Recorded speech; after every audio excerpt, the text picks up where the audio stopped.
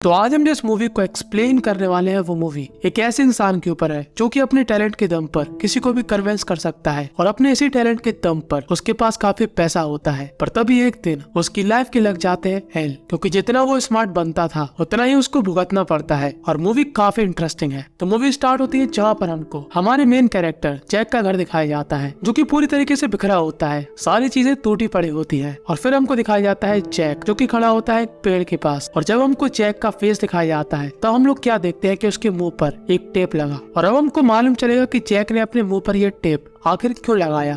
तो जैक जो कि एक बहुत बड़ी कंपनी का एजेंट होता है और उसका टैलेंट है किसी को भी कन्विंस करने का, वो कोई भी डील हाथ से नहीं जाने देता और अपने आप को समझता है एकदम सुपर से ऊपर। जैक की है एक बीवी और एक बच्चा। अब जैक अपने ऑफिस की तरफ जाता है जहाँ पर वो सबसे पहले जाता है स्टारबक्स कॉफी पीने और यहाँ पर अपनी होशियारी दिखाता है। वो इन सभी लोगों से कहता है कि मेरी वाइफ प्रेग्नेंट है और मुझको जल्दी से हॉस्पिटल जाना। तो सभी लोग कहते हैं ठीक है तुम पहले ले लो। और जैक बिना पैसे दिए यहाँ से चला जाता है। और जब जैक अपनी पार्किंग में पहुँचता है तब उसको ये आदमी मिलता है। ये आदमी यहाँ की पार्किंग संभालता था। ये आदमी जैक से कहता है कि प्लीज मेरी बुक भी पढ़ लो, पर जैक उसकी बात को इग्नोर करता है। दरअसल जैक जिस कंपनी का एजेंट था उनका काम यही था किताबें पब्लिश करना। और जब जैक ऑफिस में आता है तब जैक का मैनेजर उसकी चापलूसी करता है और इस चापलूस का नाम होता है एरन। एरन भी चाहता है कि वो भी जैक की तरह एक काफी बड़ा एजेंट बने और उसके पास भी काफी पैसा हो, और इसलिए वो जैक की कोई भी बात को नहीं टालता। उसकी बात मतलब पत्थर की लकीर। और अब यहाँ पर जैक की मीटिंग होती है जहाँ पर ये औरत जो की होती है इस कंपनी की बॉस, जैक उसको बताता है कि ये आदमी ये काफी पॉपुलर चल रहा और इसका नाम है डॉक्टर संजय जो कि सबको अच्छी और ज्ञान की बातें बताता है। पर मुझे उससे घंटा फर्क नहीं पड़ता क्योंकि मुझको कमाने हैं इससे पैसे। मैं चाहता हूँ कि ये अपनी बुक हमारी कंपनी के द्वारा पब्लिश करे। तब उसकी बॉस कहती है कि उसको कन्विंस करना इतना आसान नहीं है। तब जैक कहता है यही तो मेरा काम है, ऐसा कोई भी इंसान नहीं जिसको मैं कन्विंस नहीं कर सकता। और जैक पहुंच जाता है संजय के पास जहाँ पर संजय सबको ज्ञान की बातें बता रहा होता है। पर जैक को उससे कोई भी फर्क नहीं पड़ता। जैक सिर्फ एक्टिंग करता है उससे अकेले मिलने के लिए। और जब संजय उसके पास अकेले आता है तब वो सारी बातें उगल देता है। वो कहता है कि मैं यहाँ पर तुमसे मिलने आया तुम्हारी किताब के लिए। मैं चाहता हूँ कि तुम्हारी किताब सभी लोगों तक पहुँचे और सभी को उससे फायदा हो जैसे कि मुझको हुआ। मैंने तुम्हारी पूरी बुक पढ़ी और उसमें काफी नॉलेज है, पर रियलिटी तो हम सभी को मालूम कि जैक ने उस किताब का कवर तक नहीं देखा और वो संजय से और भी काफी झूठ बोलता है। और तभी जैक वहाँ पर एक पेड़ पर हाथ रखता है और उसको कांटा चुभ जाता है और जैक का खून लग जाता है इस पेड़ के ऊपर और उसको थोड़ा दर्द होता है, पर बाद में उसको खुशी होती है क्योंकि संजय उसका ऑफर एक्सेप्ट कर लेता है। पर संजय उससे कहता है कि तुम मेरी बुक का एक भी पेज नहीं बढ़ाओगे और उस बुक में कोई भी चेंज नहीं करोगे। तब जैक कहता है डन। और अब जैक हो जाता है काफी ज्यादा खुश क्योंकि उसने हमेशा की तरह फिर से एक आदमी को कन्विंस कर लिया। और उसके बाद वो जाता है अपनी माँ से मिलने और उसकी माँ जैक को हमेशा उसके पापा समझती है। और जैक यहाँ पर आया था क्योंकि आज था उसकी माँ का बर्थडे। उनको जैक में अपना हस्बैंड दिखता और जैक उनको काफी समझाता है कि नहीं मैं जैक हूँ ना कि डैड। जैक अपने डैड को पसंद नहीं करता और वो इस दुनिया में नहीं है। अब जैक हमेशा की तरह अपने घर आता है जहाँ पर उसकी बीवी कहती है कि ये घर काफी बड़ा और सुंदर है,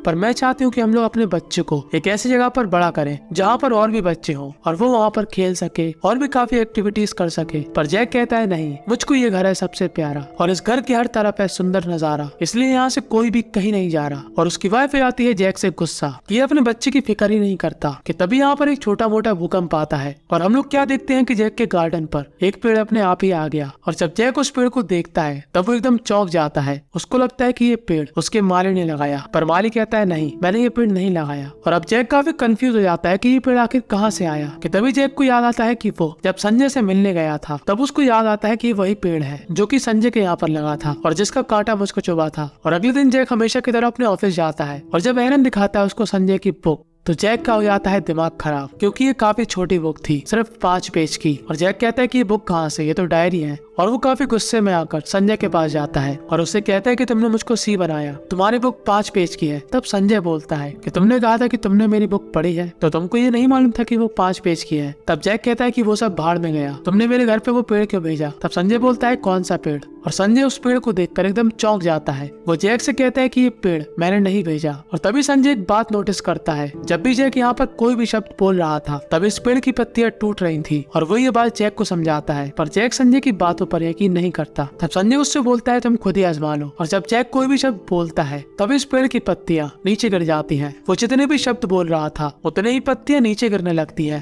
पर फिर भी जैक कहता है तो क्या हुआ। तब संजय उसको समझाता है कि शायद ये पेड़ तुमसे जुड़ चुका है और तुमको मालूम है जब पेड़ की पूरी पत्तियां टूट जाती हैं तब वो पेड़ मर जाता है। तब जैक को आ जाती है काफी गुस्सा। वो कहता है कि मैं इस पेड़ को ही हटा दूंगा, पर जैक जैसे ही उस पेड़ पर हमला करता है उसका दर्द जैक को भी होता है और उसकी बॉडी पर भी एक कट का निशान आ जाता है। तब वो संजय से रिक्वेस्ट करता है कि प्लीज तुम ही मुझको अब इससे बचा सकते हो। तब संजय बोलता है कि मुझको नहीं मालूम, पर मैं फिर भी तुम्हारे लिए इस समस्या का समाधान ढूंढूंगा, पर 3 दिन बाद, क्योंकि मैं जा रहा हूँ बोलीविया और मैं वापस आऊंगा 3 दिन बाद। तब जय को आता है परेशान कि इन 3 दिन को मैं कैसे बिताऊंगा। तब संजय बोलता है कोई टेंशन नहीं लो, बस अपना मुंह बंद रखना। और अब अगले दिन जैक एकदम चौकन्ना होकर उठता है कि वो आज कोई भी शब्द नहीं बोलेगा और वो अपनी वाइफ को मुंह से बाय नहीं बोलता। तो जैक यहाँ पर लगाता है दिमाग, वो एक पेज में लिख देता है, पर इस पेड़ के सामने उसकी चीटिंग नहीं चलती। वो चाहे बोले या लिखे, पत्ती तो नीचे गिरेगी और उसके दिमाग का पारा चढ़ जाता है। और अब उसको अपनी रोज की रूटीन में काफी प्रॉब्लम होती है, वो किसी से बात ही नहीं कर सकता। और आज जैक की एक काफी बड़ी मीटिंग थी, तो जैक एरन को ले जाता है अपने साथ उसकी जगह पर बोलने के लिए। और अब जैक अपनी मीटिंग में जाता है जहाँ पर क्लाइंट से एरन बात करने वाला था, पर एरन यहाँ पर रायता फैला देता है और जैक के क्लाइंट वहाँ से चले जाते हैं। और अब जैक परेशान होकर अपने घर आता है और यहाँ पर उसकी वाइफ वो भी नाराज हो जाती है क्योंकि जैक कुछ बोल ही नहीं रहा था। और अब वो काफी गुस्से में आकर कॉल करता है सीधा संजय को और वो डायरेक्ट पूछता है कि क्या तुमको कोई तरीका मिला कि नहीं। तब संजय बोलता है कि पेशेंस रखो, अगर मुझको कोई तरीका मिलेगा तो मैं तुमको बता दूंगा। और अब जैक इसी माहौल में ढलने की कोशिश करता है कि अब जो भी उसके साथ प्रॉब्लम हो चुकी तो वो उसमें क्या कर सकता। तो वो कोशिश करता है उसी प्रॉब्लम के साथ अपनी लाइफ को जीने का और वो काफी अच्छे से सब कुछ हैंडल करने लगता है।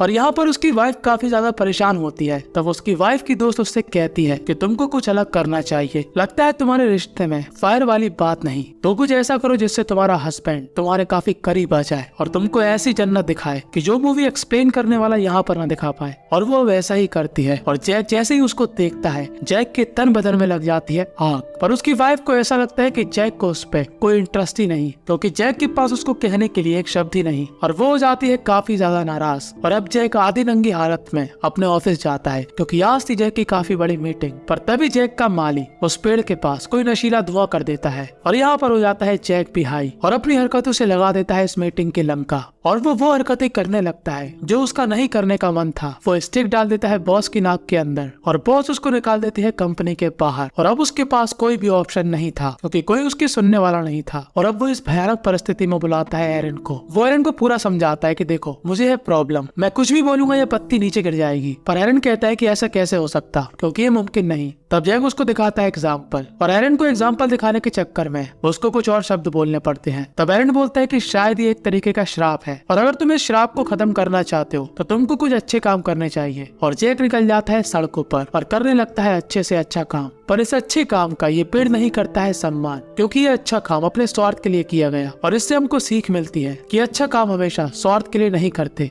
और तभी उसको मालूम चलता है कि संजय वापस आ गया और वो पहली फुर्सत में संजय के पास जाता है और उससे कहता है कि इस प्रॉब्लम का सॉल्यूशन बताओ। तब संजय बोलता है कि मुझको कोई सॉल्यूशन नहीं मालूम। तब जैक कहता है कि कैसे नहीं मालूम, तुम्हारे उस पेड़ की वजह से मुझको ये प्रॉब्लम हुई, तो अब सॉल्यूशन तुम ही बताओगे। तब संजय उससे बोलता है कि तुमको काम होना पड़ेगा और तुम अपने आप को ढूंढो कि तुम आखिर में क्या हो। पर जैक इस बात का काफी ज्यादा स्ट्रेस ले चुका था और वो पी के एकदम टुल हो जाता है और अपने घर आता है जहाँ पर एरन उसका वेट कर रहा था। और जैक गुस्से में आकर खूब सारे शब्द बोलता है। तब एरन उसको रोकने की कोशिश करता है पर जैक उसकी बिल्कुल भी नहीं सुनता। तब एरन उसको मुक्का मार के बेहोश कर देता है और उसके मुंह पे लगा देता है टेप। और जब अगले दिन जैक का नशा उतर जाता है तब वो बड़े शांति से उस पेड़ के पास जाता है और उसको रियलाइज होता है कि ये पेड़ मैं ही हूँ, तो मुझको इसकी केयर करनी चाहिए। और आज फाइनली जैक उस किताब को पढ़ता है जो कि थी संजय की। और जैसा कि हम लोग देख सकते हैं कि पेड़ की पत्तियां काफी कम बची हैं, यानी कि जैक के पास है काफी कम शब्द। पर वो इस बुक को पढ़कर ये समझ चुका है कि लाइफ में टेंशन नहीं लेने का, जो होता है होने दो, हमें बस अच्छा काम करते रहना चाहिए। और अब वो उन सभी लोगों के पास जाता है जो उसकी लाइफ का एक पार्ट है। वो अपनी वाइफ से कहता है कि मैं तुम्हारी और अपने बच्चे की हमेशा केयर करूंगा। वो उस कैफे वाले को गिफ्ट देता है और उस पार्किंग वाले की किताब पढ़कर उसकी किताब पब्लिश करने के लिए मान जाता है और उसको देता है काफी बड़ा चेक। और फिर वो जाता है अपनी माँ के पास जहाँ पर उसकी माँ हमेशा की तरह जैक को जैक का फादर समझती। वो कहती है जैक से, जो कि उनके लिए जैक का फादर था, कि मुझको मालूम है कि तुम जैक से काफी प्यार करते हो, पर जैक ये बात नहीं समझता और तुम उसको सही मौके पर समझा भी नहीं पाए, इसलिए वो तुमसे नाराज हो गया। और अब जैक अपने आखिरी मौके पर अपने पापा की कब्र के पास जाता है और उनसे कहता है कि मैंने आपको माफ कर दिया। और इतना ही बोलने पर उसके पेड़ के सभी पत्ते खत्म हो जाते हैं और उसको अपने दिल में एक झटका लगता है और वो गिर जाता है नीचे। पर तभी वहाँ पर हो जाती है बरसात और जैक के पास फोन आता है एरन का